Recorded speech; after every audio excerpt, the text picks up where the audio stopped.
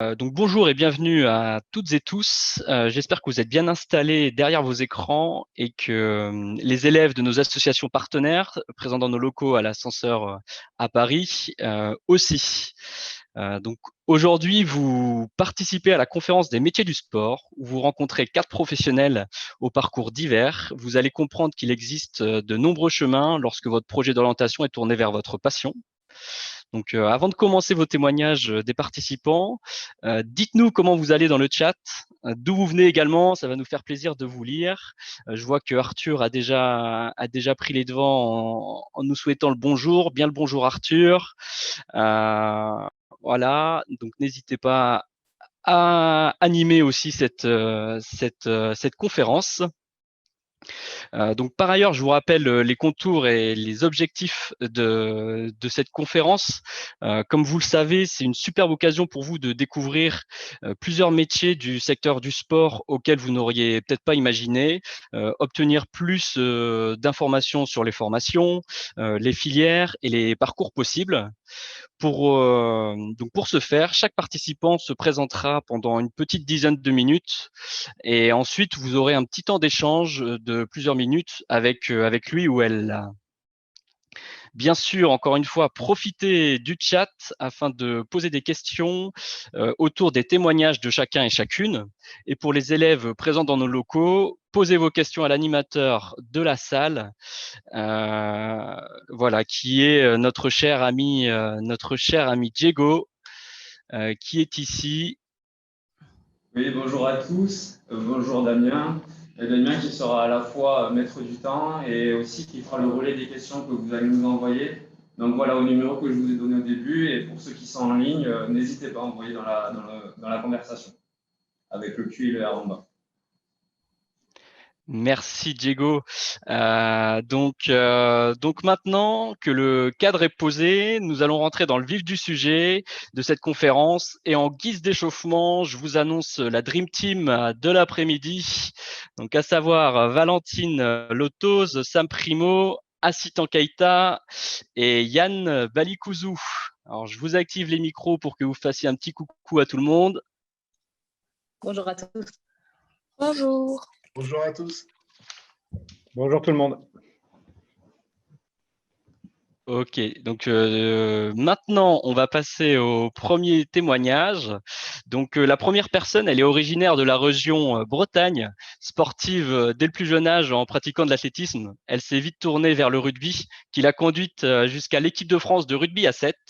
En parallèle de sa carrière sportive, elle a été coach sportif diplômée et suit actuellement des études dans la diététique.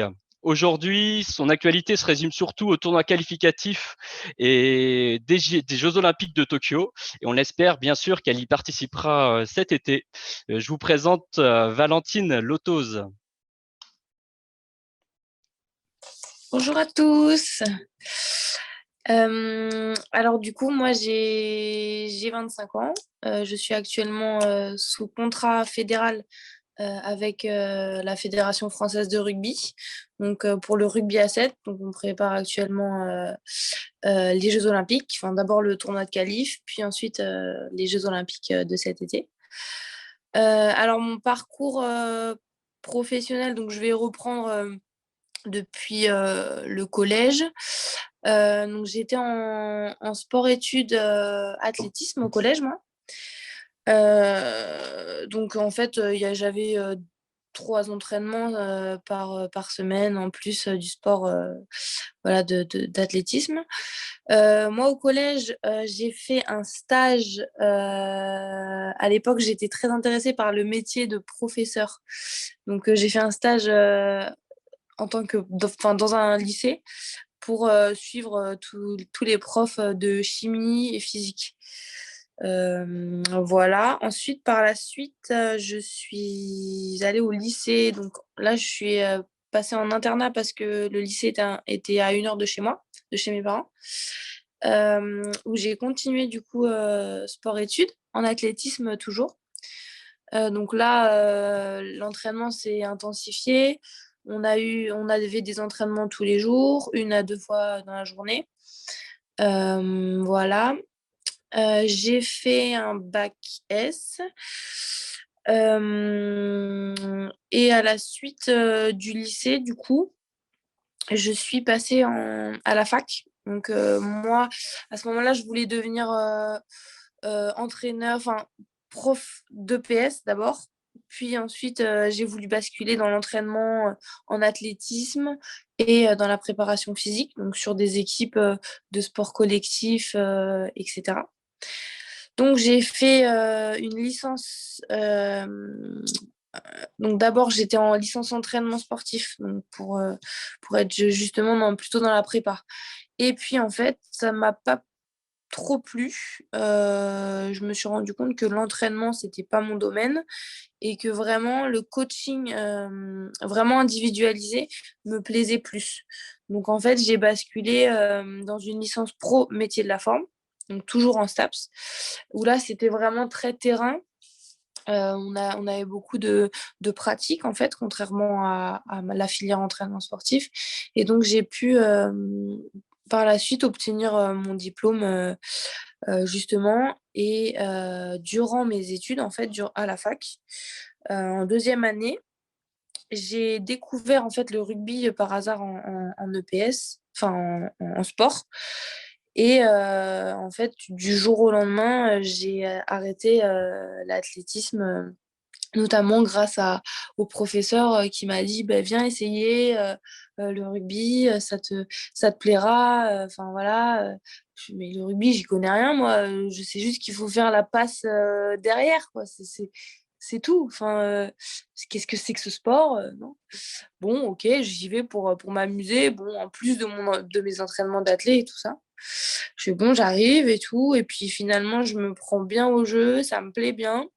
Je continue toujours l'athlétisme, mais j'ai du mal à faire les deux en même temps. Je suis quelqu'un qui va m'investir beaucoup dans ce que je fais. Et pour moi, jouer sur deux tableaux, au final, à long terme, c'était pas possible. Donc, au final, ça tombait bien parce que la coach elle m'a appelé, m'a dit bon, écoute, prends ta licence, tu joues ce week-end. Moi, j'ai fait OK. OK. Et du jour au lendemain, baf, bam, j'ai basculé dans le rugby. Donc actuellement, ben, j'y suis toujours, donc c'est quand même que ça me plaît beaucoup, beaucoup. Et donc voilà, donc à la suite de ça, j'obtiens mon diplôme. Je rentre, je suis repérée pour rentrer dans une structure donc, qui est le pôle France Rugby. Donc à ce moment-là, j'ai passé déjà mon diplôme. Et je travaille, en fait, j'ai ma micro-entreprise donc de coaching où je vais chez les gens, je leur fais des coachings individualisés, etc. Et à côté de ça, j'ai une semaine par mois au Pôle France, donc qui est à Marcoussis. Donc j'essaye de conjuguer les deux. Ça se fait. Hein. Voilà, donc ensuite, à la suite du Pôle France, on me propose un contrat fédéral donc, avec le rugby à 7.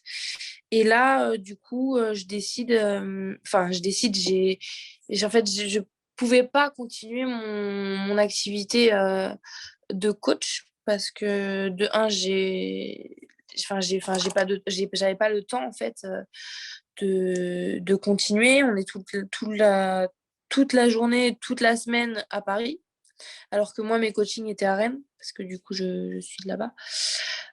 Donc c'était pas possible d'avoir un suivi auprès des personnes que je suivais sur le coaching. Du coup, j'ai fermé ma micro-entreprise et j'ai laissé passer un an que je me suis consacrée vraiment au rugby et voilà. Et j'ai eu beaucoup, enfin, notre rapport avec le sport a- en fait, nos exigences sportives font on est quand même très focus sur notre alimentation, etc. Et en fait, j'aime beaucoup la diététique, voilà, comment bien manger, etc. Donc, que ce soit pour le sportif ou une personne voilà, bien portante, voilà, peu importe, j'aime beaucoup ce sujet-là. J'aime beaucoup apprendre. Et en fait, je me suis dit, pourquoi pas faire un BTS diététique. Ça complétera mon expérience de coach. Si après ma carrière, parce que moi, ce que je veux, c'est après ma carrière, voilà, je sais que je sais pas à vie, hein, sportif de haut niveau, et que derrière, il faut assurer l'avenir. Et voilà, ça pouvait être un complément par rapport au coaching que je faisais déjà auparavant. Voilà.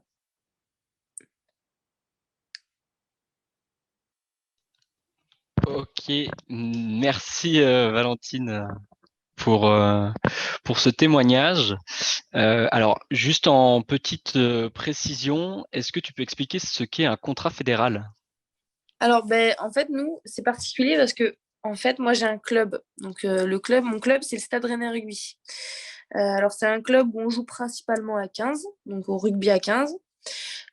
Et c'est tous les sports. Enfin, on est en élite 1. Donc, l'élite 1, c'est la Ligue 1 au foot. En gros, c'est le premier niveau français. Sauf qu'on est amatrice, du coup, en club. Donc, en fait, on n'a pas de contrat professionnel avec les clubs directement. Mais par contre, les filles qui font partie du 15 de France féminin, pas toutes, mais beaucoup, ont un contrat avec la FFR, donc avec la Fédération française de rugby. Et nous, le rugby à 7, c'est pareil. Sauf que nous, à la différence des filles à 15, elles s'entraînent toute l'année dans leur club et elles ont des stages de temps en temps à Marcoussis, au Centre national de rugby. Nous, par contre, on fonctionne en fait comme un club. Donc, on a un contrat fédéral, c'est-à-dire, en fait, c'est la Fédération française de rugby qui nous paye, qui nous rémunère. C'est notre métier, en fait. Et nous, par contre, on est toute l'année à Marcoussis. Donc, de temps en temps, on a des jours off où on peut rentrer chez nous. Moi, je rentre à Rennes, il y en a qui rentrent à Montpellier. Voilà, on vient un peu de partout en France. Mais notre contrat, donc notre métier, c'est avec la Fédération française de rugby. Et en club, ça n'existe pas encore. Il y a des clubs qui rémunèrent, mais pas un contrat professionnel comme on a. Ok, merci, c'est très intéressant. Alors maintenant, on va passer aux questions des élèves, des jeunes. On a une question qui demande, est-ce que l'on nous aide lorsqu'on fait du sport de haut niveau et qu'on aimerait faire un métier? Nous, on nous aide dans. Bah, en fait, nous, on est à 100%, donc on ne peut pas en soi faire de métier à côté. Mais par contre, pour tout ce qui est études, etc., on est très aménagé, notre staff est très tolérant. C'est-à-dire qu'il y a des filles qui sont, par exemple, en kiné. Elles sont en kiné, elles ont des travaux pratiques ou des cours en présentiel qu'elles ne peuvent pas louper. Et en fait, nous, on nous aménage pour faire en sorte que ces filles-là, justement, loupent un entraînement, mais pour aller en cours. Donc, en fait, là-dessus, ils insistent vachement sur le double projet. Voilà, il y en a même quand on a des visios, etc., ils nous libèrent pour pouvoir assister aux cours en visio. Donc là-dessus, on est très, très accompagnés. Très bien. Est-ce que c'est plus difficile de vivre du sport lorsqu'on joue dans une ligue féminine? Au rugby, comme je le disais, du coup, en club, il n'y a pas de contrat. Donc, en fait, on ne vit pas du rugby, clairement. Par contre, on est très peu à avoir la chance d'en vivre. Donc, j'en fais partie. J'ai cette chance de pouvoir vivre de mon sport. Donc, oui, c'est plus difficile quand on est une femme parce que les hommes, eux, ils peuvent. Il y a plus d'hommes qui vivent du rugby que nous. On est 23 avec le 7 et avec le 15, elles doivent être une vingtaine aussi. Donc, en fait, ça fait pas beaucoup de femmes en France qui vivent du rugby. Et alors que les hommes, dans leur club, même en Fédéral 1 ou même Fédéral 2, je pense Fédéral 1 quand même, là, ils peuvent commencer à vivre du rugby. Donc, ça fait quand même pas mal de niveaux. Euh, donc, ça fait pas mal d'hommes quand même. Oui. Ouais, il y a une vraie différence parce que là, quand on parle de 50 joueuses professionnelles et que de l'autre côté, chez les garçons, on est des milliers de professionnels, c'est vrai qu'il y a une grande différence. Ouais. Oui, c'est ça. Et est-ce que, alors ça c'est une question intéressante, est-ce que vous pouvez avoir des enfants en tant que sportive? Alors, du coup, c'est vrai qu'on n'en avait pas trop discuté, à part là, il y a très peu de temps. Et nous, on n'en a jamais discuté en fait avec nos dirigeants, qu'on voit pas souvent d'ailleurs, mais on n'a pas eu l'occasion de parler de ça. Donc en fait, je sais même pas ce qu'il en est, mais nous, en tout cas, par rapport à notre staff, c'est quelque chose sur lequel ils sont très ouverts. Donc pour eux, euh, ils y voient pas d'inconvénient à part le fait qu'il faut qu'on soit accompagné, etc. Après, honnêtement, dans le groupe, la question, pour l'instant, ne s'est jamais présentée. Donc, en fait, c'est quelque chose en fait, on sait pas du tout. J'imagine que oui, enfin, c'est possible. Enfin, en tout cas, j'espère que, euh, j'espère que ça le saura si jamais il y a quelqu'un qui décide d'avoir des enfants.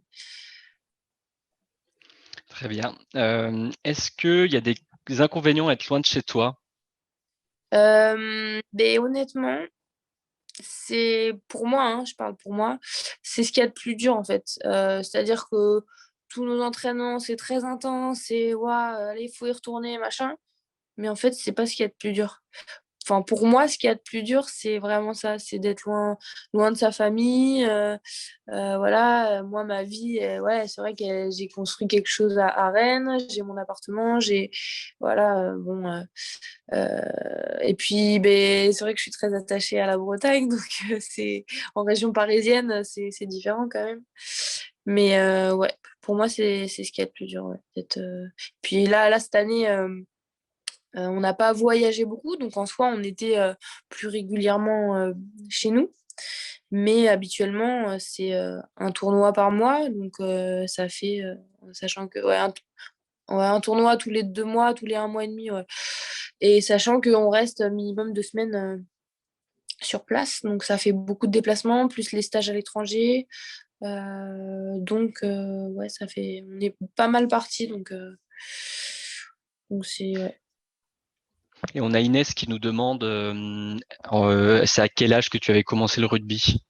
Et du coup, j'ai commencé à 19 ans. Et là, j'ai 25. Du coup, D'accord. voilà. Donc tu as mis combien de temps à devenir professionnel?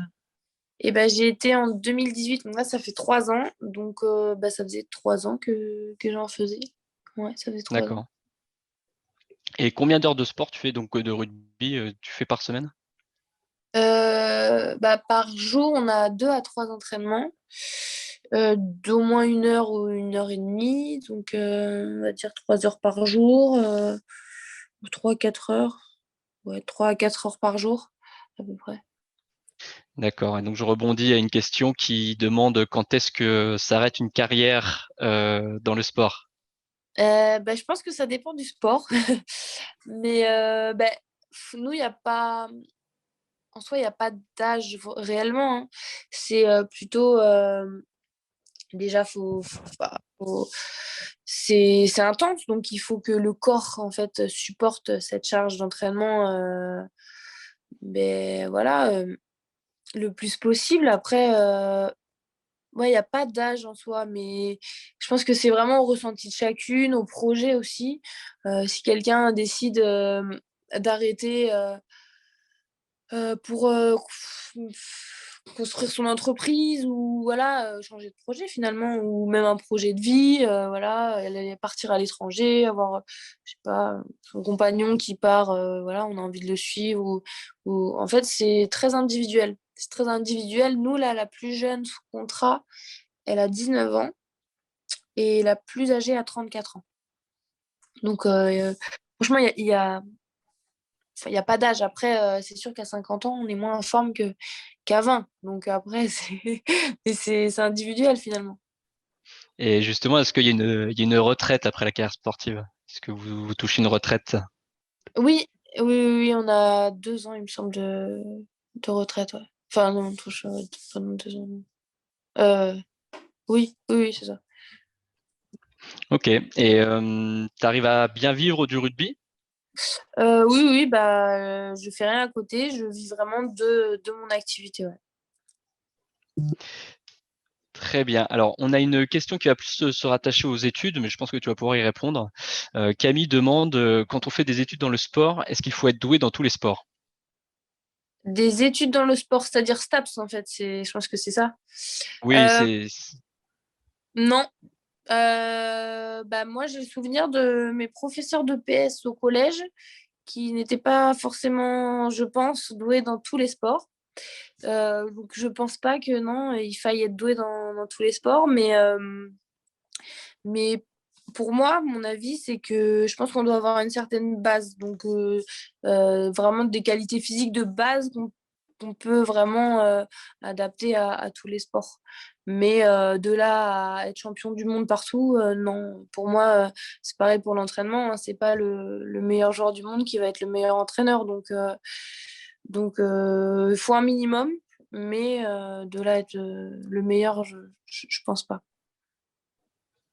Ok. Écoute, merci beaucoup Valentine pour ton témoignage et ta sincérité pour la réponse à toutes les questions des élèves. Euh, on va passer au prochain candidat.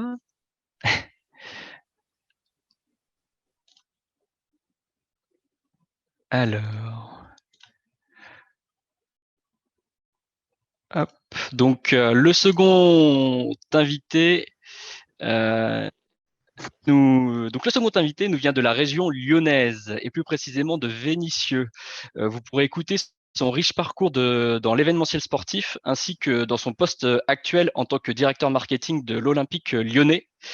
Parisiens, parisiennes, soyez fair-play, accueillez comme il se doit Sam Primo, pardon. Bonjour tout le monde. Oui, en effet, vu le résultat de dimanche, laissez-moi un peu souffler avant de me chambrer, s'il vous plaît. Et comme ça, on restera copains. Alors, comme l'a dit Damien, moi je m'appelle Sam Primo. Je suis peut-être le doyen de la journée. J'ai 48 ans. Donc voilà, je suis né en 73. Je suis né à Vénissieux, banlieue sud de Lyon. J'ai grandi voilà, dans ce quartier-là.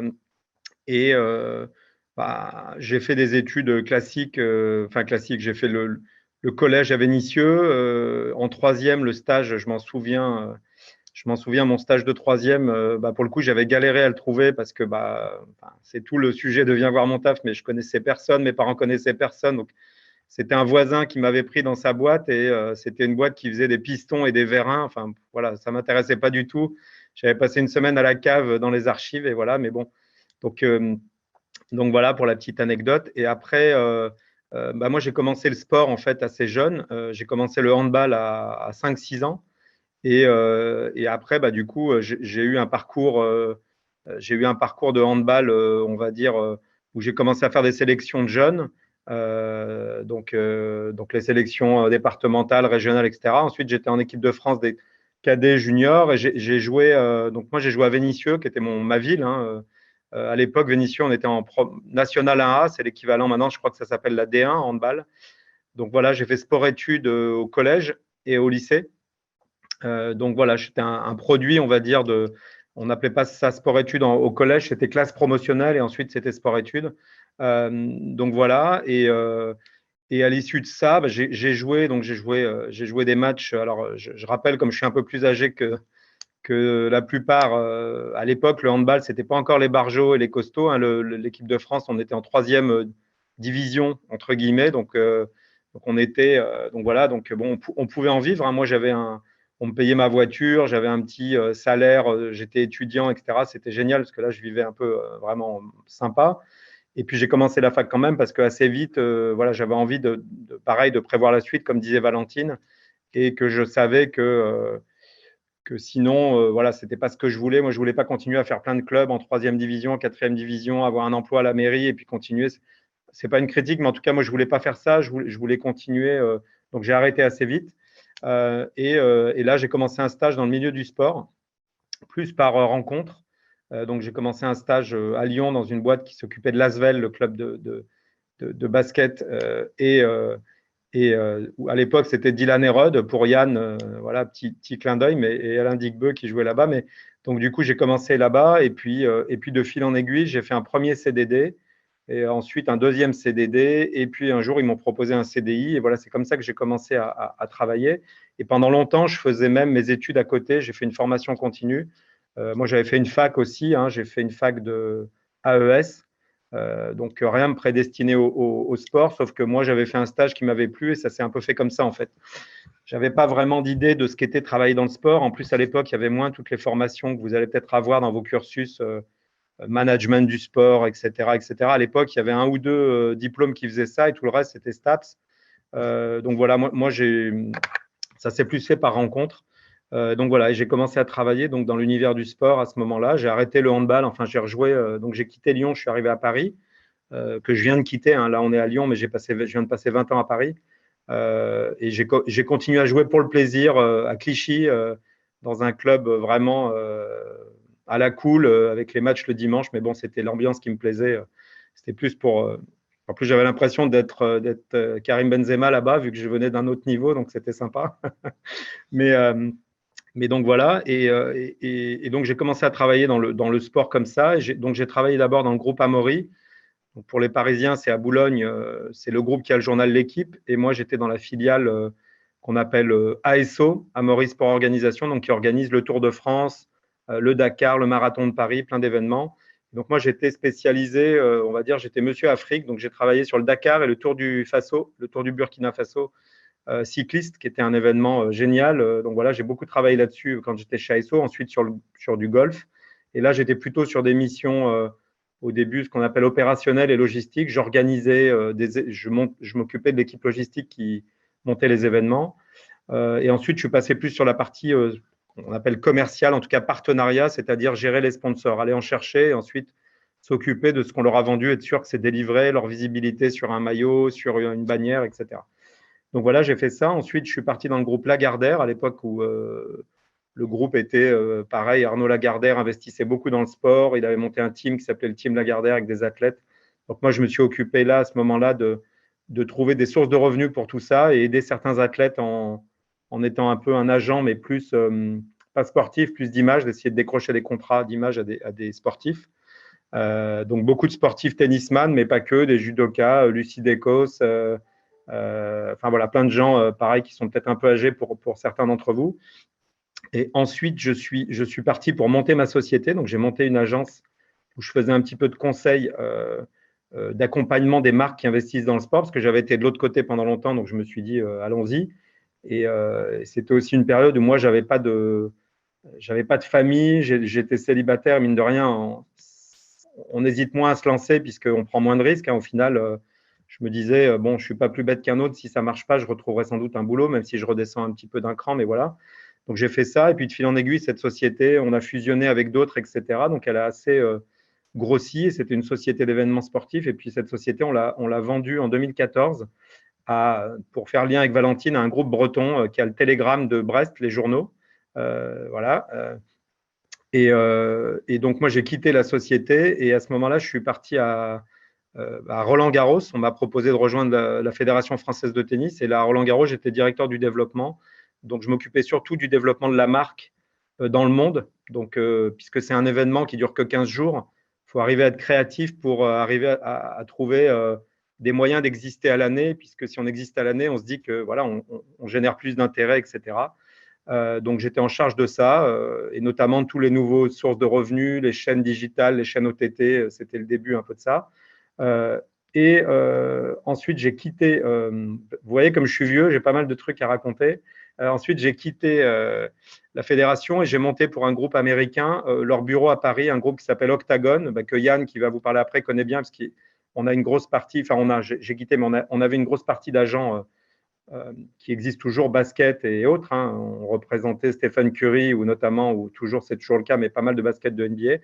Et moi, j'ai monté la partie agence en France, agence sport marketing. Donc, c'est plus les agences qui accompagnent ou qui conseillent les marques. Quand vous voyez un logo Mastercard sur un maillot, nous, on est l'agence qui est derrière et qui fait un peu tout ça, négocier le contrat, être sûr que toutes leurs contreparties sont bien livrées, etc. Et enfin, dernièrement, il y a un an, donc ça fait même pas un an que je suis à Lyon, hein, ça fait c'était ma ville, c'est mon club de cœur depuis tout petit, voilà. Et ils m'ont approché en me proposant de rejoindre le groupe, hein, parce qu'aujourd'hui c'est un club, mais il y a d'autres activités autour. on en parlait aussi avec Yann avant, on s'est rapproché de l'Asvel, le club de basket de Tony Parker. Donc, on est vraiment un club un peu plus qu'un club. Et donc, voilà, j'ai rejoint le club il y a 7-8 mois en tant que… Donc, je suis directeur de la marque et du marketing de l'OL Group. Donc, toutes les activités du groupe, je ne sais pas si vous voulez qu'on en parle rapidement aussi. Damien, oui, j'explique un peu ce que je fais. Oui, oui, alors brièvement, parce que le temps court, mais pas de souci, vas-y, présente un Okay. peu. Ouais. Pour schématiser pour tout le monde, le directeur marketing de l'OL, donc j'ai plusieurs attributions. J'en ai un, c'est autour de la marque. Donc la marque Olympique Lyonnais et toutes les marques qui gravitent autour, on a des sous-marques, etc. Moi, je m'occupe de faire en sorte que ces marques, elles soient bien poussées, respectées. Quand vous voyez, vous, dans vos communications, quand Nike, ça vous plaît, ou Adidas, ça vous plaît, c'est que derrière, il y a quelqu'un qui s'occupe de la marque et qui fait en sorte que les messages que la marque envoie vous touchent en plein cœur, ils vous parlent, etc. Donc, moi, je suis en charge de ça, de faire en sorte qu'on pousse, pour schématiser sur la partie marque, on pousse les bons messages aux bonnes personnes au bon moment. C'est ça la partie marque, c'est de faire en sorte que, voilà, dans votre parcours, vous, dans la journée, on va faire en sorte de mettre en avant la marque. Je schématise vraiment. Après, si vous avez des questions, n'hésitez pas, mais c'est un peu ça. Et j'ai un autre gros pan d'activité chez moi, c'est toute la partie offre. Donc, nous, on construit, moi, dans mon équipe, on construit toutes les offres qu'on va vendre. Ça va être les abonnements de billetterie pour le grand public, pour la campagne d'abonnement, les ventes de places au match, jusque les dossiers pour les sponsors, les loges pour les marques qui achètent des loges d'hospitalité, des visites de stade, enfin, vraiment tout ce qu'on fait à l'année et les jours de match. Donc, tout ce qu'on a à vendre. Donc, nous, pareil, on s'occupe de dire le bon prix, c'est ça, le bon positionnement, c'est ça. On va le pousser, cette offre étudiant, on va la pousser différemment qu'une offre, je dis n'importe quoi, pour les grandes PME. Donc, nous, on s'occupe encore une fois de pousser les bonnes offres aux bonnes personnes sur les bons canaux. Voilà, c'est un peu ça en schématisant. Et ici, j'ai une équipe, moi, de environ 35, une trentaine de personnes. Voilà. Donc, une trentaine de personnes dans le service marketing. Ouais, là, dans la direction marketing, ouais. D'accord. Alors, on a pas mal de questions assez curieuses. Les bureaux, tes bureaux, sont au stade de Lyon? Ah oui, je suis dans le stade. D'accord, donc derrière toi, on est sur le terrain de foot. Bah non, parce que vous imaginez que la partie qui donne sur les terrains, on les vend à des marques. Nous, on donne sur l'extérieur, mais vous voyez, je sais pas, non, vous voyez peut-être pas. Mais bon, Non, il y a le contre-jour. Mais… Ok, et donc par rapport à ça, est-ce que vous connaissez les joueurs de l'OL? Alors, moi, je suis arrivé il y a 7-8 mois et pas vraiment parce que le Covid aidant, j'ai des gens de mon équipe qui les voient tous les jours puisqu'ils sont testés tous les 3 jours. Tous ceux qui font du contenu, on filme les joueurs, tous les posts que vous voyez sur les réseaux sociaux ou les vidéos qu'on fait, etc. En revanche, on a créé une bulle sanitaire autour de toutes les équipes, comme vous pouvez imaginer, puisque dès qu'il y a un cas dans une équipe, ça peut vite partir. Ça a été le cas, nous, chez les filles d'ailleurs. On a eu 15 cas en même temps, là. Donc, non, je n'ai pas eu l'occasion de les croiser. Voilà. Mais des gens de mon équipe sont testés tous les 2-3 jours parce que ils partent ils ont besoin de croiser les staffs pour faire du contenu, quoi. Ok. Alors ensuite, on a une question qui parle de comment est-ce que vous pensez qu'on va gagner la Coupe du Monde avec Karim Benzema? Bon, c'est un peu la fun question. Il est lyonnais, donc j'ai envie de dire oui, quoi. C'est bien, soyons supporters. Mais alors l'Olympique Lyonnais, ça représente combien de salariés en tout, hormis le service marketing, savoir si… Aujourd'hui, un salarié en ce qu'on appelle équivalent temps plein, en tout cas tous les salariés de l'OL, je compte les joueurs là-dedans, les staffs, etc. On est 550 salariés. Ok. Et un poste de directeur marketing, il travaille combien de temps par semaine? J'arrive vers midi, je repars vers 15h, quoi, tranquille. Non, je rigole. C'est pas. Ça, c'est peut-être plus déjà si on est sur une phase conseil pour tout le monde, c'est que le sport en général, parfois ça brille et ça fait rêver beaucoup de gens et c'est vachement bien parce que si on aime ça, il y a quand même, c'est plus sympa que de vendre des boulons.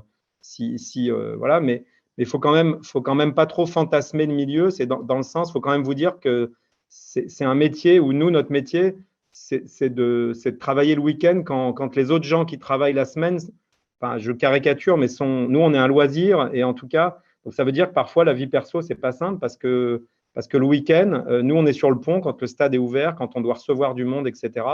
Donc parfois, ça fait rêver, mais il faut accepter des sacrifices. C'est que c'est pas si facile que ça parce que c'est pas juste, voilà, on arrive, on travaille 2 heures, on se fait 3 checks avec les joueurs et on repart, quoi.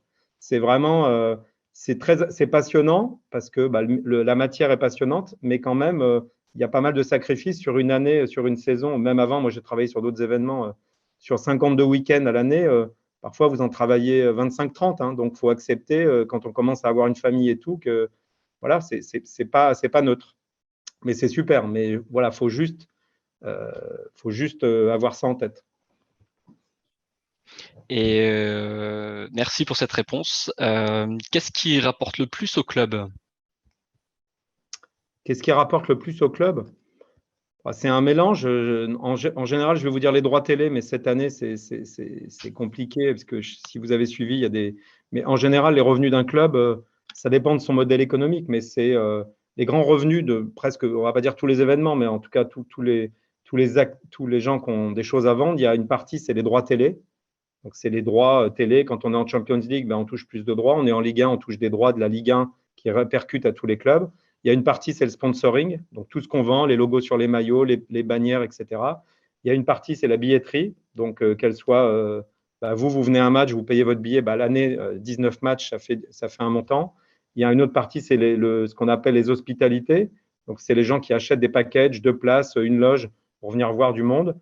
Et après, il y a tout ce qu'on appelle les produits dérivés, donc les maillots que vous achetez, les licences qu'on vend. Ça, c'est les sources de revenus. Et après, il y a dans le foot et dans d'autres sports, bah, Yann, il vous en parlera, mais il y a ce qu'on appelle les transferts, puisque Lyon, vous savez qu'on a été connu pendant longtemps pour former des jeunes joueurs qui sont devenus un peu des stars partout, Anthony Martial, Benzema, Tolisso, etc. Donc, quand on forme un joueur et qu'il part, bah, parfois, pour le coup, ça peut être des grosses mannes financières, puisque d'un coup, on le vend 30 millions, 40 millions, 50 millions. Voilà. C'est ça les grandes sources de revenus. Très bien. Et donc, on a un élève qui demande, selon vous, quelle est la qualité primordiale pour faire votre métier? Mon métier, enfin moi je vais peut-être vous donner plus un truc qui m'a guidé moi depuis que j'ai commencé, c'est faut pas trop avoir de comment dire, faut pas trop avoir en tête dire moi à tel âge je veux être là, etc. Faut un peu tout donner quand on vous file des trucs. Faut être un peu curieux. Quand on vous file une mission, ben, on vous demande de rendre 100, ben, faut rendre 110 pour montrer qu'on est voilà. Et puis quand on est toujours comme ça dans cette dynamique positive, qu'on prend les projets et que on n'est pas tout de suite à dire ah, moi je veux ça parce que sinon enfin mon conseil c'est de pas revendiquer avant de faire, faut faire. Et puis en général si on a des supérieurs qui sont bien, bah, ils s'en rendent compte et vous progressez. Et si ce n'est pas le cas, parfois, bah, vous montez votre truc. Mais c'est plutôt être curieux et de toujours. Moi, je vois chez ASO, c'est un exemple. J'avais pris le Tour du Burkina Faso. Personne ne le voulait en interne parce que les gens ils voulaient travailler sur le Tour de France parce que en interne, ça brillait plus, on se montrait plus et tout.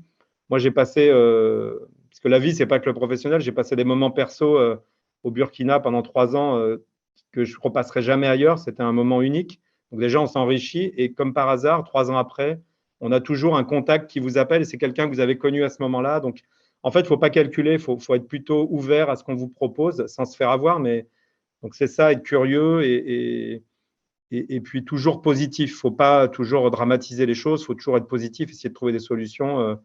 Voilà. Mais enfin voilà. Et puis le réseau, juste pour terminer, parfois on dit qu'il faut se faire un réseau et tout. Un réseau, je trouve qu'il y a 2 façons de le faire. Il y a une bonne façon, c'est juste de faire tout ce que je viens de vous dire et du coup, vous laissez des bons souvenirs où vous êtes passé. Et ça, c'est une partie de votre réseau parce que du coup, quand vous rappelez les gens, bah, ils se souviennent que c'était bien. Il ne faut pas trop être à calculer son réseau. Lui, je vais l'appeler 3 fois parce que je vais faire pote, parce que voilà. Voilà un petit peu. Encore une fois, c'est des conseils comme ça, mais voilà. Merci beaucoup, Sam, pour ces réponses. On va passer à l'intervenante Vous pouvez tous suivante. envoyer Allez l'OL si vous voulez sur le chat en conclusion. Voilà, soyez supporters.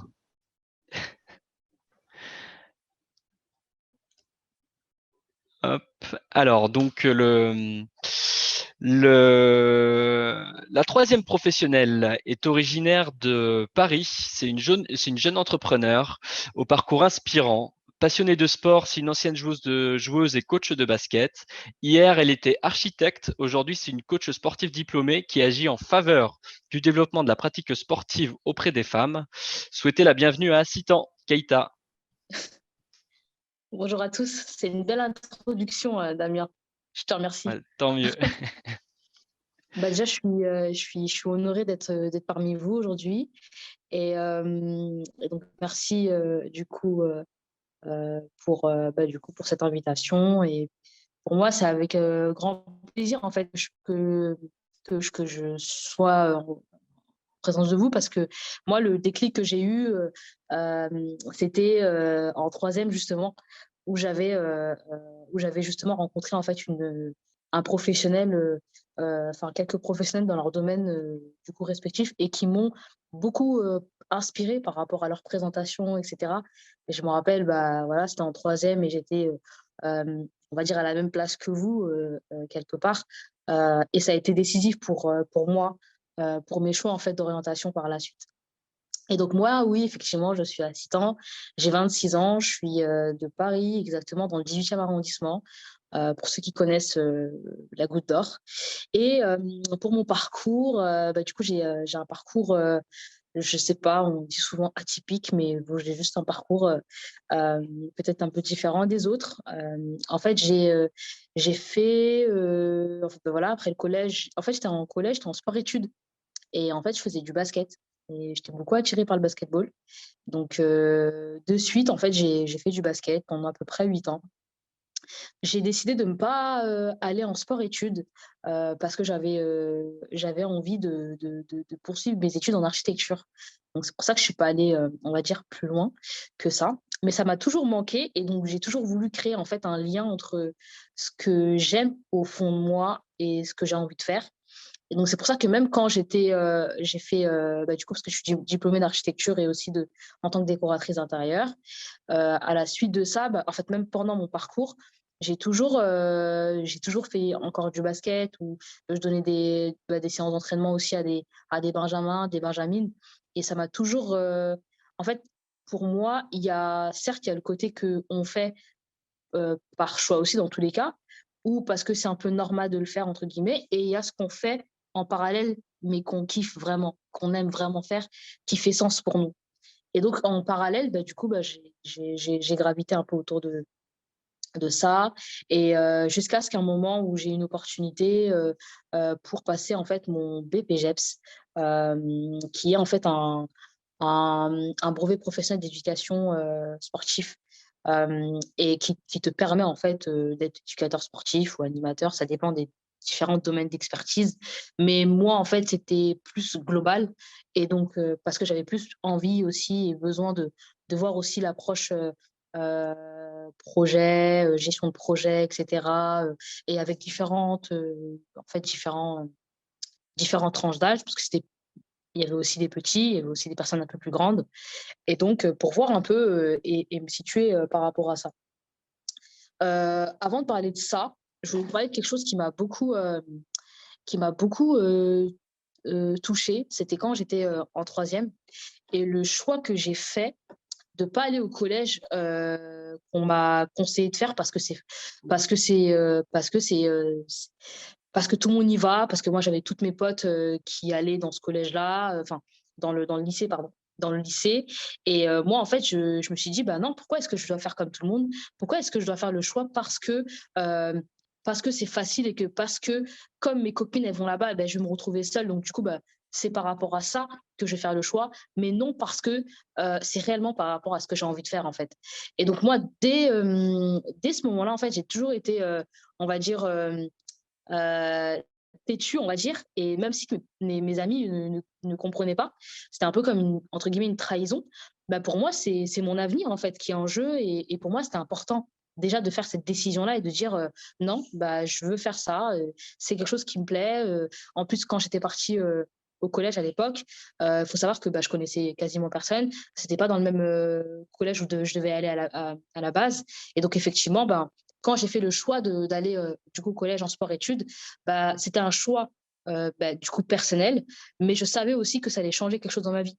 Et donc, je sais que quelque part, l'inconnu fait peur, mais je ne savais pas et aujourd'hui, je le sais, l'inconnu est synonyme d'évolution. C'est-à-dire que même si vous allez faire quelque chose que vous n'osez pas faire au fond de vous, mais que vous aimez faire, vous allez en fait découvrir des choses de ouf en fait. Vous allez vraiment aimer des choses et vous découvrir dans des zones où jamais en fait vous aurez vraiment fait en fait. Et par peur ou parce que c'est plus facile d'aller dans la facilité, donc d'avoir ses potes autour de soi. Donc, ça, c'est quelque chose que je voulais vous partager. Donc, c'est un peu le petit tips de faire un choix en fonction de vous, par rapport à ce que vous aimez faire, par rapport à vos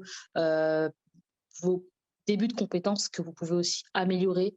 Et même si que vous avez, par exemple, je sais pas, 15 de moyenne ou 12 de moyenne, donc on vous dit que c'est plus facile d'aller en général, ben non, en fait, si vous voulez aller en professionnel parce que vous avez envie d'être plus sur le terrain, bah, faites-le. Ça, c'est un choix qui était très important pour moi dans ma vie. Et d'oser, en fait, dire, en tout cas, à la personne qui vous accompagne par rapport à vos études, votre carrière, de dire, voilà, non, moi, je veux faire ça parce que c'est important, parce que, voilà, d'argumenter, de dire, voilà, non, je veux faire ça parce que j'aime bien, parce qu'il y a peut-être des opportunités, etc. Donc ça, c'était le petit tips par rapport à cet aspect-là, d'oser faire ce que vous aimez vraiment envie de faire. Et même si vous ne savez pas, de vous poser la question sur ce que vous aimez faire. Et c'est comme ça que vous allez pouvoir peut-être trouver quelque chose par rapport à votre voie professionnelle. Et en fait, du coup, j'ai passé mon BPGEPS et donc j'étais dans une structure associative qui me formait en fait en fait, j'étais sur le terrain avec cette structure associative et en parallèle, j'animais des séances de sport du coup pour des jeunes. Et du coup, en parallèle, j'étais entraîneuse d'équipe. Et en fait, ce qu'il faut savoir, c'est que dans le cadre de ma formation en alternance, j'étais dans une formation qui me formait en fait sur comment monter un projet et aussi et que quand on fait un projet, généralement, quand on crée un projet, etc., il y a toujours l'origine du pourquoi en fait. Du pourquoi est-ce qu'on fait ce projet-là. Et donc moi, en fait, on parlait de constat. En gros, c'est un peu comme le constat, donc c'est un peu le pourquoi.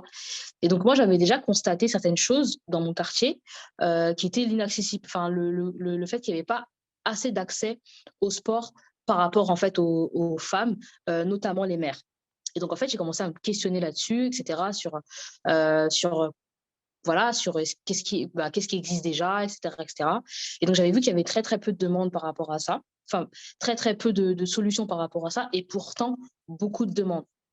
Et donc, c'est comme ça que j'ai créé, en fait, du coup, l'association Yaralé, qui vise à accompagner les femmes à prendre du temps pour elles par le sport. Donc, moi, je suis directrice aujourd'hui de Yaralé. Et donc, je m'occupe de la partie projet. Je donne des séances d'animation, des séances de boxe, des séances de basket, des séances de fitness auprès, en fait, du coup, de ces femmes-là. Et pendant qu'en fait, ces femmes, c'est comme si que vous, par exemple, vous avez votre maman qui fait du sport, il y a l'espace de garderie et en gros, les enfants sont pris en charge donc, avec une animatrice qui fait différentes animations, etc. Ça peut très bien être, par exemple, que tu fasses tes devoirs pendant que ta mère a fait du sport. En gros, c'est un peu ça. Et du coup, donc ça, c'est un peu le projet que j'ai en ce moment, enfin l'association que j'ai qui existe depuis 5 ans, etc. Et en parallèle, en fait, on a pu constater différentes choses, etc. Et notamment par rapport au fait que ce sont des mamans, mais oui, ce sont des mamans, elles veulent faire du sport, d'accord, mais il y a encore d'autres problèmes, parfois la distance, parce que c'est trop loin, etc., etc.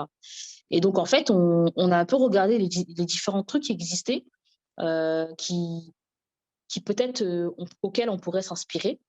Et donc, on a vu des hôtels mobiles. On a vu des hôtels qui sont mobiles, qui se déplacent en fait. C'est-à-dire qu'ils peuvent être aujourd'hui à Bobigny, demain ils peuvent être à Pantin, comme ils peuvent être à Lyon, etc. Et donc, moi, je me suis dit, OK, mais c'est super intéressant. Est-ce qu'il n'y a pas d'autres trucs qui existent comme ça?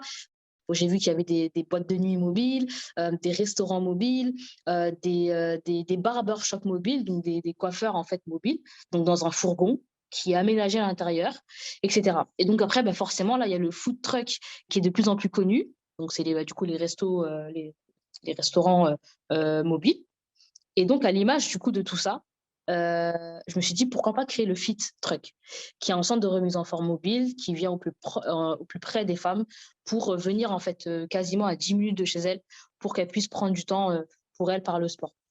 Et donc en fait, ça c'est quelque chose j'ai dû faire preuve beaucoup d'audace parce que forcément c'est comme si que moi clairement je te dis est-ce que tu imaginerais ta mère faire du sport dans un camion? Tu me dirais certainement non. Tu rigolerais peut-être et peut-être que maintenant tu rigoles. Et parce que même moi, en vrai, ça me fait sourire parce que au départ, je commençais juste à travers cette idée, à travers juste des dessins, de plans, pour voir si ça pouvait être réalisable en vrai, etc. Et donc, effectivement, je l'ai lancé, du coup, le concept l'année dernière. On a déjà pas mal de femmes qu'on accompagne. Aujourd'hui, on propose aussi en parallèle du Fit Truck un accompagnement de bien-être où c'est pas que axé sur le sport, mais aussi sur l'aspect mental. On fait des séances de relaxation, on met à disposition aussi des nutritionnistes. On essaie de faire un accompagnement vraiment pour qu'elles puissent elles aussi se dire bon, demain, ok, ce qu'on a fait avec Yarale, ça nous a permis d'avoir plus confiance en nous, d'être plus sûr de nous, etc. Bah, demain, voilà, si j'ai envie de faire du sport, il n'y a rien qui m'empêche finalement, en vrai. Si, vu les solutions qu'on a, du coup, pourquoi pas le faire? Et en fait, l'idée, c'est de faire en sorte qu'elle puisse être autonome, etc. Et donc voilà un peu moi pour ma petite histoire. Et on va dire, quelles recommandations je pourrais vous donner? C'est surtout de faire quelque chose que vous aimez. Parce que moi, franchement, je vous dis très honnêtement, je sais, et même aujourd'hui, en fait, je vais à des endroits où, de toute façon, dans tous les cas, c'est sûr qu'on ne m'attendait pas. Ça, c'est clair. Mais surtout, moi-même, je me découvre en fait par rapport à mon parcours. Mais en fait, je suis en train de designer mon parcours à l'image de qui je suis. C'est-à-dire que avec mes valeurs, etc., etc., et comme du coup les autres intervenants aussi, mais en fait, la possibilité d'être indépendant est aussi possible. Moi, je suis plus, on va dire, indépendante par rapport à un parcours classique, entre guillemets. Mais c'est aussi super intéressant d'avoir, on va dire, d'être dans un métier aussi qui est stable, qui vous permet aussi de pouvoir manger. C'est super intéressant, important surtout. Et, euh, et donc moi, c'est vrai qu'au départ, j'étais plus dans ce truc-là, passion, c'est bien, mais il y a aussi cette corrélation entre la réalité et la passion. C'est cool d'être en passion. On ne peut pas malheureusement vivre d'amour et de fraîche toute notre vie. Mais en tout cas, c'est sûr qu'il y a des solutions qui peuvent permettre de répondre à différentes problématiques qu'on peut avoir. Donc, c'est vraiment surtout voilà, de faire quelque chose et d'identifier ce que vous ne savez pas et d'oser dire au prof, parce que le prof, parfois, il ressent il sait des choses que vous ne savez pas par rapport à vous, mais vous, ce que vous êtes en capacité de faire. Et parfois, vous doutez de ça, mais au fond de vous, dites-vous que vous avez tous un talent, caché ou pas. Croyez probablement en vous et sachez que, certes, c'est peut-être difficile, peut-être que vous n'avez pas d'idée, vous êtes frustré par rapport au métier, etc. Peut-être que vous savez et tout, peut-être que vous avez choisi ça parce que c'est la simplicité. Mais allez à des lieux où vous avez peur, allez-y et ne vous dites pas non, mais c'est trop dur, etc. Parce que le travail paye par rapport à ce que vous allez apprendre au quotidien. Et ça, c'est super important du coup, de regarder en tout cas ce que vous avez envie de faire et de ne pas faire un choix par dépit, mais vraiment par désir. Voilà. Merci beaucoup à Citan pour super témoignage. Bravo, bravo, c'était vraiment inspirant. Voilà. Alors je vais te poser des questions. Il y en aura un petit peu moins pour qu'on arrive à garder le timing, Ok, mais parfait. vraiment merci pour ce témoignage. Il y avait des questions par rapport à la formation BPGEPS que tu as suivie et tu as parlé d'alternance. Alors eux, ils savent pas forcément ce que c'est. Les élèves ne savent pas forcément ce que c'est l'alternance. Est-ce que tu pourrais expliquer brièvement? Ouais. Bah, en fait, l'alternance, c'est la possibilité de pouvoir être en stage, parce que là, par exemple, en troisième, vous avez un stage de découverte à faire. Bah, en fait, quand vous êtes en alternance, c'est juste que c'est un stage sur un peu plus longtemps et vous êtes payé par rapport à ça. Et à côté, en fait, vous êtes formé dans une école. C'est-à-dire que vous êtes inscrit dans une école qui vous aide, par exemple, je sais pas, admettons, vous voulez faire, vous voulez être dans la communication, par exemple. Bah, du coup, vous êtes dans une entreprise, bah, par exemple, chez, bah, on va dire typiquement l'OL. Et donc, bah, vous cherchez un stage en alternance, du coup, pour du coup, en savoir plus sur le métier. L'avantage, c'est que vous êtes rémunéré, vous êtes payé, en fait. Vous avez un salaire tous les mois. Et à côté, vous avez, bah, du coup, vous vous formez, vous apprenez encore des choses, vous êtes dans une école pour avoir un diplôme supérieur. Je sais pas si j'ai bien Ok. expliqué, mais- Si, c'était très clair. Ensuite, alors avec ton projet de feed truck, combien de femmes vous avez accompagnées? En fait, on s'est lancé l'année dernière, donc c'était, on va dire, un peu à l'aube du confinement. Donc, on avait une trentaine de femmes, du coup, au lancement du feed truck. Et là, bah, du coup, vu la situation qui commence à s'améliorer, on vise d'en accompagner 150 cette année. Ok. Et donc voilà, est-ce que tu aurais d'autres ambitions à travers ce projet Yarale? Ouais, j'ai d'autres ambitions, c'est d'avoir la plus grande version du feed truck, parce que là, en fait, c'est un plus petit camion. Et donc, on voudrait avoir une plus grande version du camion pour pouvoir accueillir plus de monde, quoi. Donc, ce serait ça. Après, forcément, c'est d'intégrer plusieurs quartiers, plusieurs villes. L'objectif, ce serait qu'en tout cas, que chaque femme ait la possibilité de faire du sport, qu'importe là où elles sont et qu'importe leur situation professionnelle ou socio-professionnelle.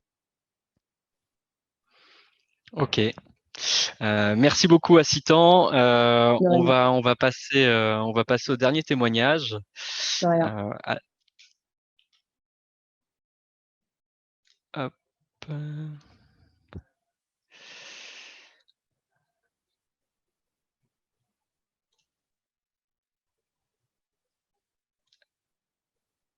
Alors, excusez-moi, je mets la petite situation. Tac.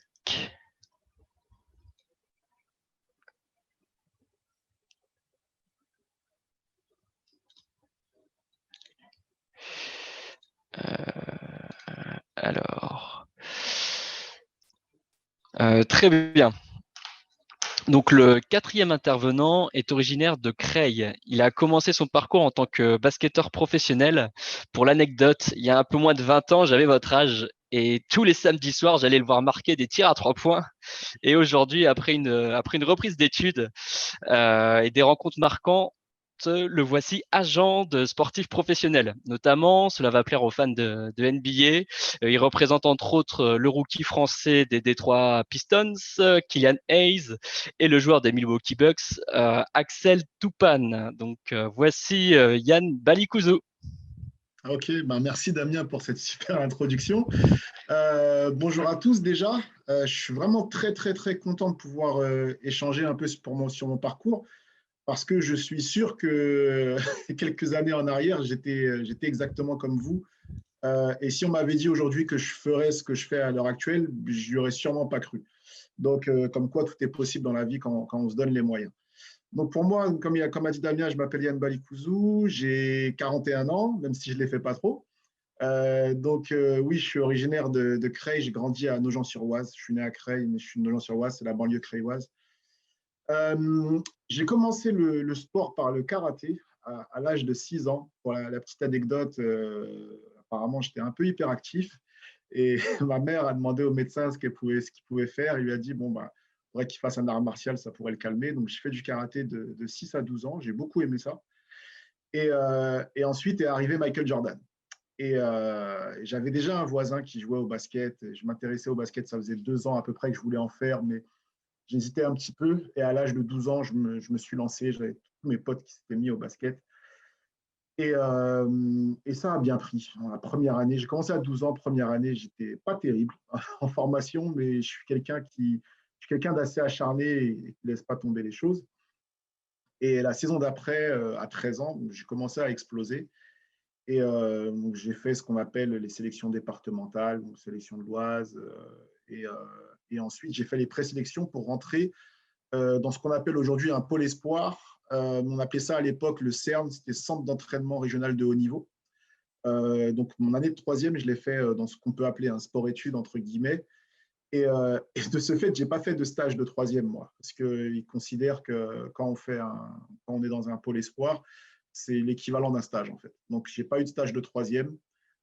Et honnêtement, si on m'avait demandé à un stage-là ce que je voulais faire, je me souviens, à l'école, souvent, on nous demandait en début d'année, nous, ce que vous voulez faire plus tard.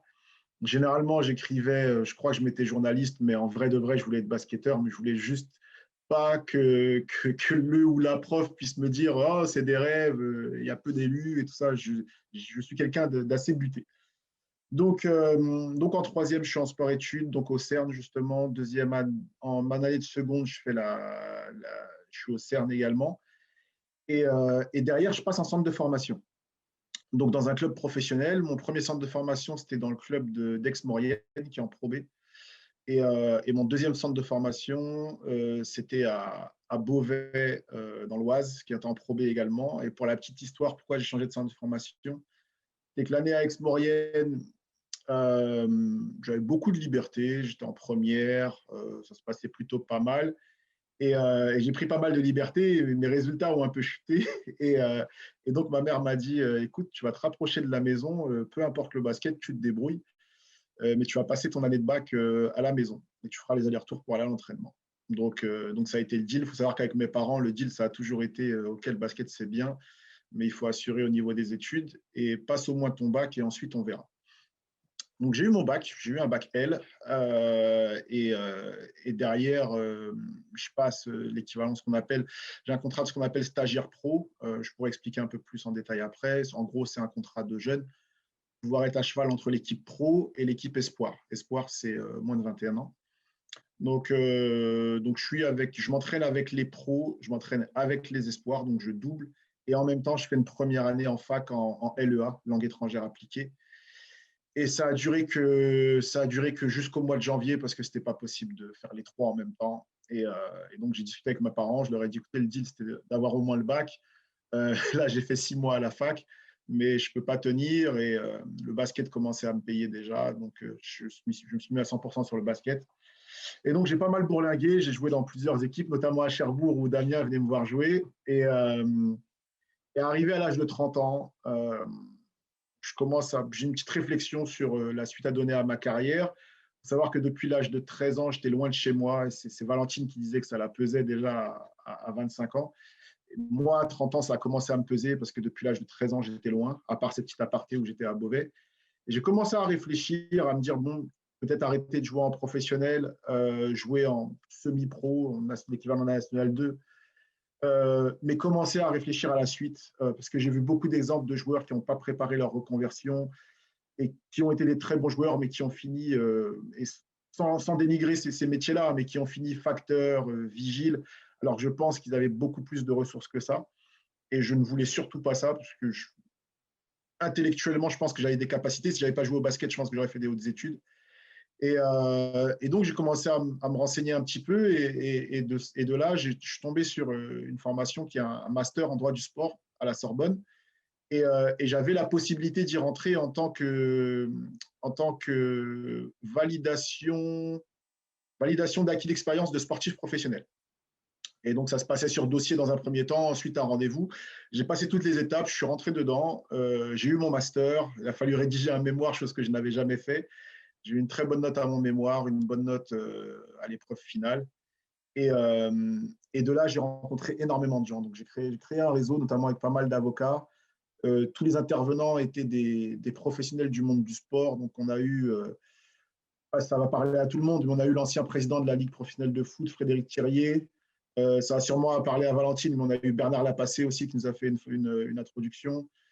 Euh, on a eu énormément de gens. Denis Masseglia également, avant qu'il soit président du CNOSF. Et on a eu accès à ces personnes-là régulièrement pendant toute la durée de la formation. Et derrière ça, et en parallèle à ça, j'ai dû faire un stage. Il y avait un stage de 6 mois à faire. Et j'ai fait mon stage chez mon ancien agent. Il se trouve que j'ai bien aimé. Il avait personne dans le cabinet qui parlait anglais. C'était quelqu'un qui avait plusieurs licences. Et je parlais anglais, donc j'ai touché à pas mal de choses. Je trouvais ça intéressant. Et à la sortie de mon stage, je cherchais un job en tant que… Donc officiellement, je suis juriste en droit du sport. Donc je cherchais un job classique en tant que juriste. Je voulais quelque chose où je bossais de 9h à 17h, où j'étais chez moi à 18h. Et vu que j'ai eu mon diplôme en 2009, il y a eu une crise en 2009 et je ne trouvais pas de job. Et pour ne pas laisser de trou dans mon CV après ce master, je me suis lancé en indépendant en tant qu'agent. J'avais un associé à l'époque qui m'avait été présenté, donc on s'est lancé ensemble. Et vu que j'avais encore énormément de contacts dans le monde du basket, beaucoup d'amis qui jouaient encore, il se trouve que ça a bien pris. Et j'ai commencé à me prendre au jeu. On a eu des résultats assez rapidement. Donc ça, c'était en 2009, à l'été 2009. Et donc j'ai continué avec cet associé jusqu'en 2014. Ensuite, je me suis mis en indépendant de 2014 jusqu'à 2019. Donc j'ai vraiment un business qui a vraiment monté. Ma vision du travail, ça a vraiment été d'être l'agent que j'ai jamais eu, d'être un agent assez proche de ses joueurs, d'être un agent qui n'a pas un gros nombre de joueurs pour pouvoir maintenir le lien humain, parce que c'est que des relations humaines, ce travail-là. Et donc, par la force des choses, j'ai été amené à représenter Killian Hayes. Je pourrais vous raconter l'anecdote tout à l'heure sur les questions-réponses si vous voulez savoir comment je l'ai rencontré. Et il se trouve que j'étais l'agent de son père avant. Et donc, Kylian assez tôt a été détecté comme un joueur à très fort potentiel qui avait cette capacité à aller en NBA. Et donc, j'ai été amené à grandir avec lui. Une chose que j'ai oublié de vous dire, c'est que j'ai passé ma licence NBA en 2014 et j'ai toujours pris mon métier comme la manière d'aborder le basket sur le terrain. C'est-à-dire quelque chose de très, très compétitif. J'ai toujours voulu taper au plus haut niveau possible. Donc, quand je passe cette licence NBA en 2014, la suite pour moi, c'est de me dire, il me faut mon premier client NBA, même pas à long terme, mais à moyen terme, à moyen court terme. Je vais me donner les moyens pour en arriver là. Parce que je ne me fixe pas de limite dans ce que je fais, que ce soit dans le travail ou dans la vie de tous les jours. Et je pense que personne ne devrait se fixer de limite. Et donc, à ce moment-là, dans la NBA, c'était qu'un projet dans mon temps. Et Kylian qui commence à évoluer. Et donc, comme je vous dis, je suis en indépendant jusqu'en 2019. Et là, à ce moment-là, j'ai toutes les plus grosses agences américaines qui me démarchent pour essayer de me récupérer, en fait, et de récupérer mon portefeuille de joueurs. Donc, comme à parler de ça, de son ancienne boîte Octagon, j'ai eu un rendez-vous, j'ai eu un meeting avec Octagon. Et mon but, ça a été de trouver une agence qui avait réellement besoin de quelqu'un comme moi et dans laquelle je pourrais évoluer. Je ne voulais pas rejoindre une agence où j'allais juste être un agent parmi tant d'autres. Je voulais une agence où j'allais vraiment être quelqu'un d'important. Et j'ai trouvé ça chez mon agence actuelle qui s'appelle Independent Sport and Entertainment, donc ISE, qui m'a débauché et dans laquelle je suis actuellement directeur des opérations internationales. Je suis très indépendant dans ce que je fais. J'ai actuellement donc Axel Toupane et Kylian Hayes en NBA. J'ai beaucoup de joueurs en Europe, en France, et j'ai pas mal changé mon business. Au début, je faisais beaucoup de pros. J'ai commencé par faire venir des Américains en Europe. Ensuite, je me suis réorienté à faire beaucoup de joueurs pros que j'ai placés à différents niveaux. Et là, actuellement, je me suis vraiment réorienté sur les jeunes joueurs à très fort potentiel. Donc là, il y a 3 jours à peine, j'ai 2 de mes joueurs qui ont gagné le trophée du futur. C'est le championnat, c'est les phases finales du championnat espoir, donc moins de 21 ans. Ce sont 2 joueurs de l'ASVEL qui appartient à l'OL Group, donc que Sam connaîtra sûrement plus tard, et dont un est un prospect, un potentiel NBA clairement identifié pour la future draft 2023 dans 2 ans. Donc voilà un peu pour mon parcours. Et pour une projection à long terme, je me vois être agent encore pendant une dizaine ou une quinzaine d'années. Mais ma vraie ambition, mon ambition ensuite à terme, ça serait de passer de l'autre côté, de passer du côté club et d'avoir le rôle de GM, donc manager général, et de pouvoir construire toute une équipe, construire un club pour pouvoir l'amener au titre suprême. Et quand je vous parle de ça, c'est au niveau NBA. Donc voilà, mon idée de carrière plus tard, mais aujourd'hui, je m'épanouis vraiment dans mon travail d'agent. J'aime beaucoup ce que je fais. Je vais avoir à faire de plus en plus de travail sur la NBA. Je vais également déménager vers les États-Unis, justement parce que j'ai plus de travail là-bas. Et je ferai des allers-retours avec l'Europe. Et aujourd'hui, j'aime beaucoup ce que je fais. J'ai créé mon emploi et comme a pu le dire à Citan, ne vous laissez jamais mettre dans des cases. Si vous voulez faire quelque chose, suivez votre passion parce que je pense qu'il n'y a rien de tel que de faire un travail épanouissant, un travail qu'on veut vraiment faire. Moi, mon travail, c'est un plaisir, c'est ma passion. S'il faut me lever à 5 heures du matin pour prendre un avion, je suis fatigué et autres, c'est un plaisir parce que ce que je fais, c'est vraiment ce que j'aime. Et je pense qu'il n'y a rien de plus valorisant que de faire ça. Voilà. Merci beaucoup Yann pour ce beau témoignage et ce superbe parcours. Est-ce que tu pourrais nous en dire plus sur le métier d'agent, son quotidien, c'est quoi? Bon, le métier d'agent, je vais vous donner ma définition du métier d'agent et ensuite essayer de définir un quotidien parce qu'il n'y a pas de vrai quotidien en fait. Donc le métier d'agent, pour moi, un agent est là pour faire en sorte que le joueur ait uniquement à penser à être bon sur le terrain. C'est-à-dire que je dois m'occuper de toutes les autres facettes. Et si je ne peux pas m'occuper, si je n'ai pas la capacité de m'occuper de ces autres facettes, je dois m'entourer de personnes qui peuvent s'occuper de ces autres facettes. Donc, ce qui est agréable chez ISI, c'est qu'on a différents départements. On a un département marketing avec des personnes qui font le même métier que Sam, mais pas pour une marque, mais pour des joueurs. Le joueur est la marque, en fait.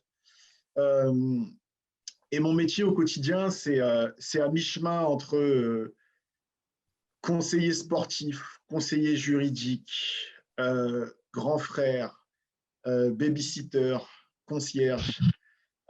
Voilà, c'est un peu tout ça. C'est un peu tout ça. On est vraiment. Savoir que les sportifs professionnels n'ont pas beaucoup de personnes à qui elles peuvent faire confiance. On leur apprend souvent à avoir un cercle assez restreint parce qu'il n'y a pas toujours des personnes remplies de bonnes intentions autour d'elles à cause des intérêts financiers qu'il peut y avoir autour d'un sportif. Et donc, l'agent est vraiment une personne de confiance. C'est pour ça que je disais tout à l'heure, c'est vraiment ce business, c'est vraiment de l'humain. On gère de l'humain. Et donc, voilà, donc je peux avoir différentes casquettes. La casquette principale est celle de celui qui définit un plan de carrière, j'ai envie de dire, et qui cherche à négocier les contrats les plus avantageux pour son joueur. Mais pas toujours les contrats les plus avantageux au niveau financier, mais les contrats qui peuvent l'amener à développer sa carrière. C'est-à-dire que demain, pour un joueur, je peux lui dire, écoute, on a 3 offres. On a une offre qui est très élevée, une offre qui est un peu en dessous de nos standards et une autre offre qui est très élevée. Mais l'offre qui est en dessous de nos standards peut t'amener la saison prochaine à avoir une offre bien plus élevée dans un bien meilleur championnat et c'est celle-ci qu'il faut choisir. Donc, c'est vraiment anticiper les choses sur le marché et généralement faire des plans à court, moyen terme, c'est-à-dire sur 2-3 ans. Se fixer des objectifs sur 2-3 ans et ensuite réajuster ces objectifs et repartir sur ça. Donc voilà. Et pour ce qui est des jeunes joueurs, c'est vraiment du développement de carrière et leur amener tous les outils pour qu'ils puissent accomplir leur potentiel. Voilà. Ok. Alors, on a dans le chat Ewan qui est un joueur en U17 région élite dans les Spartiates de Cergy. Toi qui t'occupes des hauts potentiels, comment fais-tu pour détecter les hauts potentiels en tant qu'agent? Ok, donc pour détecter les hauts potentiels, j'ai des personnes qui travaillent avec moi, j'ai ce qu'on appelle des scouts. Donc c'est des recruteurs. Donc j'ai une personne qui travaille avec moi et qui écume tous les championnats de jeunes.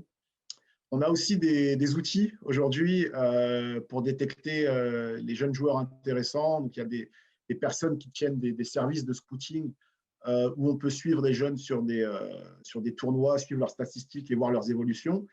Et une fois qu'on me fait ces recommandations-là, je me déplace justement pour aller les voir et pour avoir cette impression visuelle moi-même. L'avantage que j'ai sur d'autres agents, c'est que j'ai joué, que je suis un gros passionné de basket et qu'encore aujourd'hui, je joue pour le plaisir.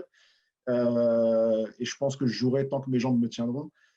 Et, euh, et donc, voilà comment je détecte des jeunes joueurs. Mais généralement, les jeunes joueurs à très haut potentiel sont très, très vite identifiés. Je crois que dès l'âge de 13 ans, on sait qui est qui. Ok, alors est-ce que tu pourrais nous raconter ton anecdote au sujet de Kylian Hayes? Ok. Donc, Kylian, il se trouve qu'en 98, beaucoup d'entre vous n'étaient sûrement pas nés. La saison 98-99, je jouais à Beauvais. J'étais stagiaire professionnel. Mon meilleur ami dans l'équipe s'appelle Chuck Roberts. C'est un Américain qui arrivait de Tampa Bay en Floride. Et il avait un de ses meilleurs amis qui arrivait également en France cette saison-là pour jouer à Cholet, qui venait de Tampa Bay, qui s'appelle Deron Hayes. Et donc, il se trouve qu'on se retrouvait souvent pour aller manger au restaurant ou autre sur Paris. Et donc, je perds Deron Hayes de vue, mais il reste en France, très bon joueur du championnat de France, qui a joué à Cholet, Nancy, Limoges et autres. Et moi, je reste en contact avec mon ami Chuck, qui n'a plus jamais joué en France. Et il se trouve qu'en 2011, j'ai un coup de fil de mon pote Chuck qui m'appelle, qui me dit ouais, Yann, tu te souviens de mon ami Deron? Je dis oui, je me souviens très bien. Il me dit écoute, il cherche encore à jouer, il est assez âgé, il a 38 ans, son agent fait plus qu'à de lui. Est-ce que tu peux tu es devenu agent, est-ce que tu peux t'occuper de lui? Je dis bah écoute, un ami, tu me demandes un service, ok, pas de problème. Donc j'appelle Deron, on discute et il me dit ok, il me dit écoute, j'ai qu'une seule chose à te demander, c'est que j'ai un fils, il a 10 ans, tu vas me prendre pour un fou, mais je t'assure qu'il est spécial. Et je voudrais pouvoir trouver un club proche de Cholet pour pouvoir continuer à suivre son évolution et continuer à l'entraîner en parallèle de ses entraînements au club. Je dis, écoute, je vais essayer de faire au mieux. Et donc, à cette époque-là, j'avais mon associé, et je dis à mon associé, écoute, j'ai signé Deron Hayes, et, euh, et mon associé me dit, mais non, mais pourquoi tu l'as pris? Ça va être un problème pour le placer, on ne va pas le placer, il est trop vieux, ça va être compliqué, on va l'avoir, il va nous rester sur les bras. Et là, de là, je lui dis, écoute, je ne sais pas comment ça se passe pour toi, mais chez moi, quand un ami me demande un service, j'essaye de lui rendre, je le fais au mieux. Si je ne peux pas lui rendre, bah voilà, et je lui dirais, écoute, ça n'a pas été possible, mais au moins, j'aurai une démarche honnête. Et ensuite, pour rigoler, je lui dis, et en plus, tu sais, il a un fils, on ne sait jamais ce qu'il peut devenir. C'était en 2011. Et donc, ce fils, c'était Kylian Hayes, qui a été drafté l'année dernière, et pour la petite histoire, qui a été le Français le plus haut drafté de l'histoire. Il a été drafté en numéro 7. Et donc, Kylian, en grandissant, et pour poursuivre cette anecdote, donc je trouve un club à son père, pas proche de Cholet malheureusement, donc on garde une relation. Malheureusement, il se blesse au tendon d'Achille 2 fois et il continue à jouer pendant 2 ans et ensuite il arrête. On est resté en bon contact, on peut garder contact de temps en temps. Et à l'âge de 15 ans, je crois, Kylian fait les tests d'entrée à l'INSEP. Et je me souviens, j'étais à New York. Je regarde un site internet de News Basket et je vois Kylian Hayes, numéro 1 des tests d'entrée à l'INSEP. Et là, j'appelle Deron, automatiquement, je lui dis, ouais, c'est fou, Kylian, et tout ça, il a bien évolué. Et on a eu une discussion, et il me dit, bah, écoute, Yann, je vais avoir besoin de toi pour nous conseiller. En fait, ça a commencé par du conseil, et de fil en aiguille, on a avancé ensemble, et il m'a amené en NBA. Voilà. Très belle histoire. Merci Yann. Alors maintenant, ce que je vous propose, il nous reste une petite dizaine de minutes. C'est que je vais continuer à poser quelques questions, mais là on est plus sur de l'échange entre nous. Donc l'idée c'est que voilà, si cette question vous touche, n'hésitez pas à y répondre et prenez la main. Il y a une question qui est revenue souvent. Comment on se fait repérer si on est sportif à 14 ans? Alors, attendez, je vais réactiver les micros de tout le monde.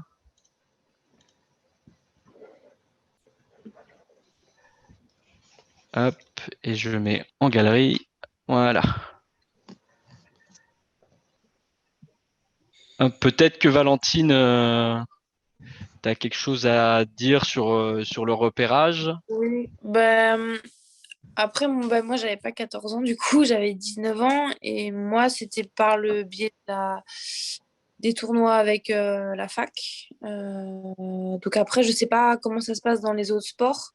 Nous, c'est vrai que dès les moins de 15 ans, en fait, il y a des structures de haut niveau qui sont mises en place. Donc, très souvent, il y a des gens de la Fédération française de rugby qui passent, voilà, qui sont en fait les managers des académies et des pôles espoirs sont en lien directement avec la FFR. Donc, en fait, après, c'est de l'entraîneur qui dit à la fédé, enfin, aux entraîneurs fédéraux, voilà, lui, il est intéressant.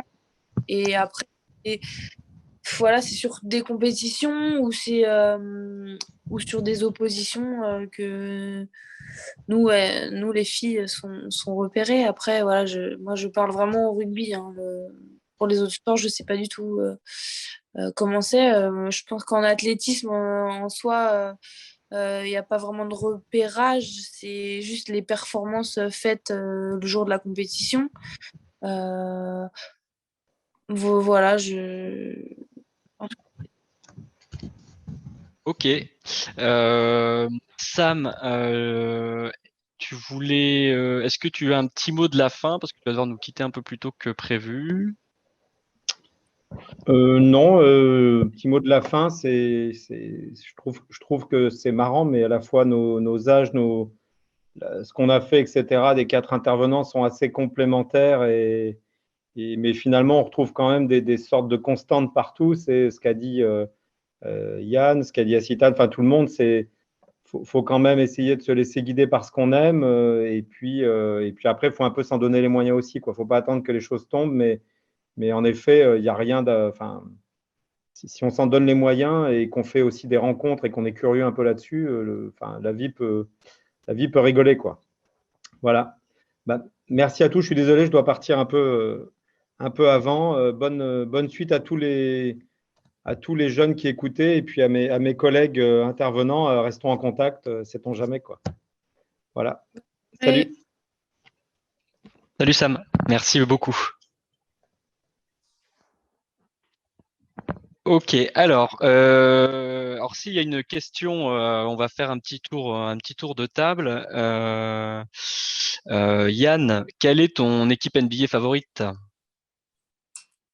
Haha.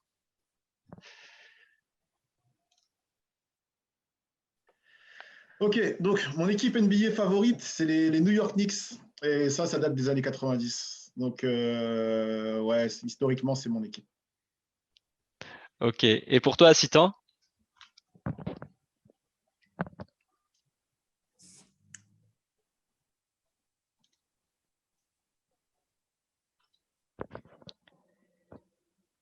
Alors, on ne t'entend pas. Le micro fonctionne pas. Et pour Valentine, on va tout enchaîner. Pour Valentine, le top 14, c'est quoi ton équipe favorite? j'ai pas d'équipe favorite, mais je vais dire La Rochelle.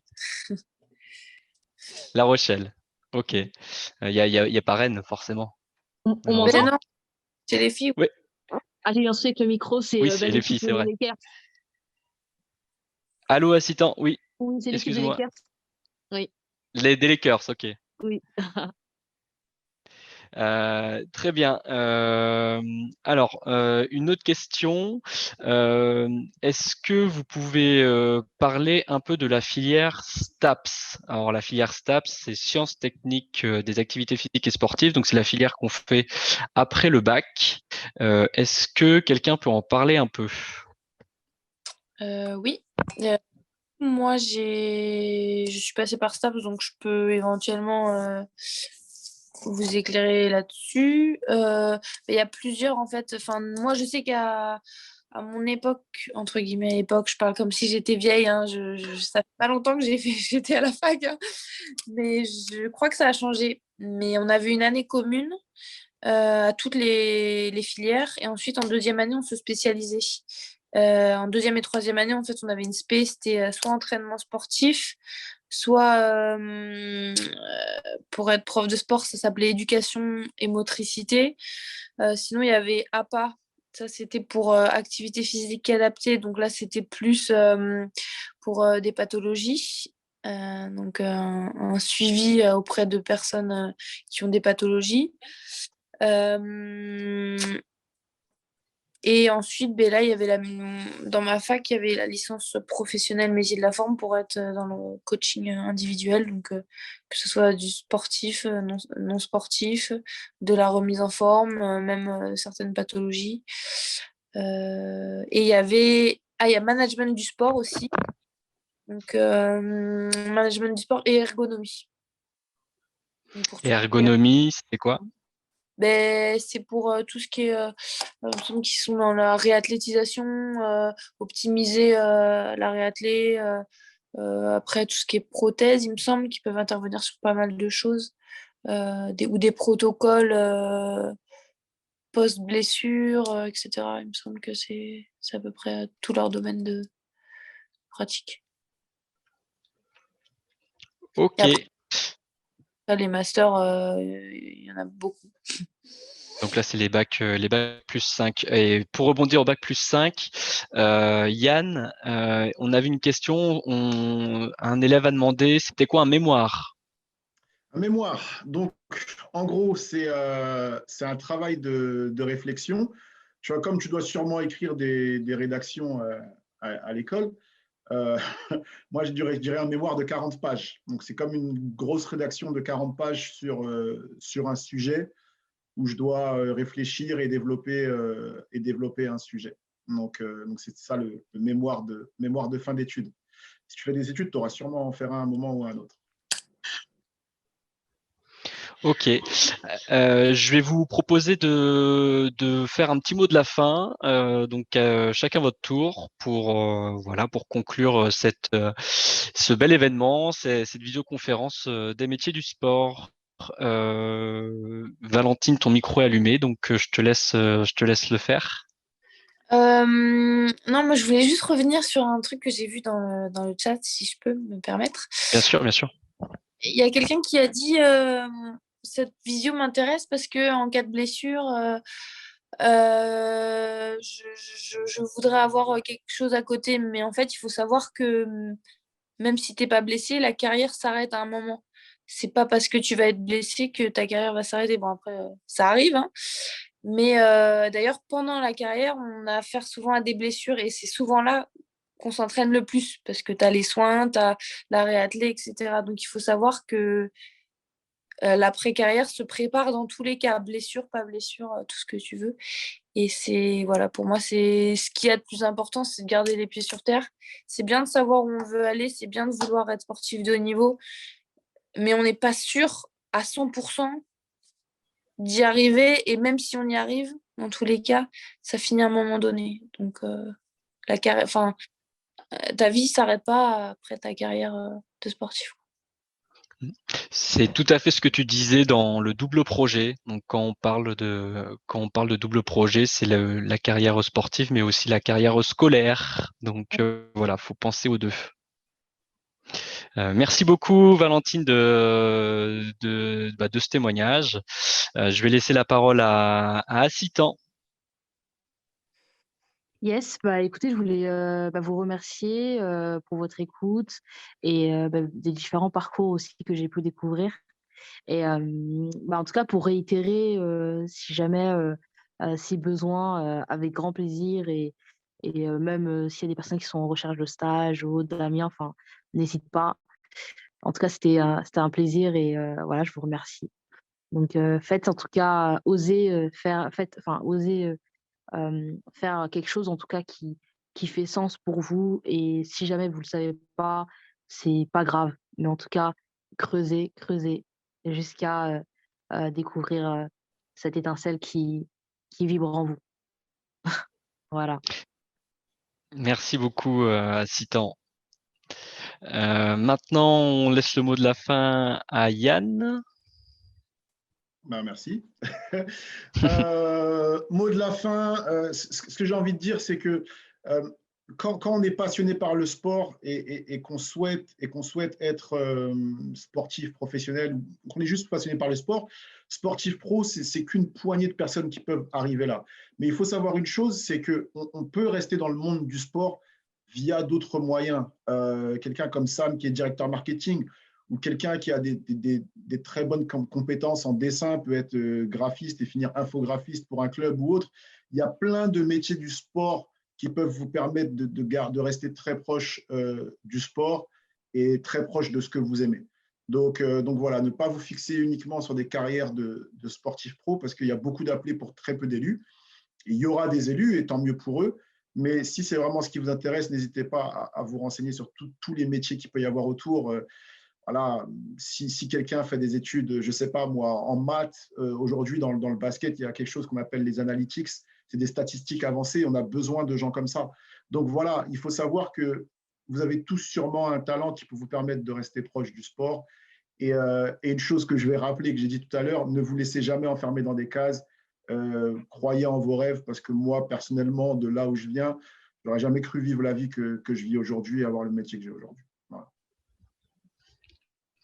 Merci beaucoup Yann. C'est le moment de conclure cette conférence. Merci encore une fois aux intervenants et intervenantes.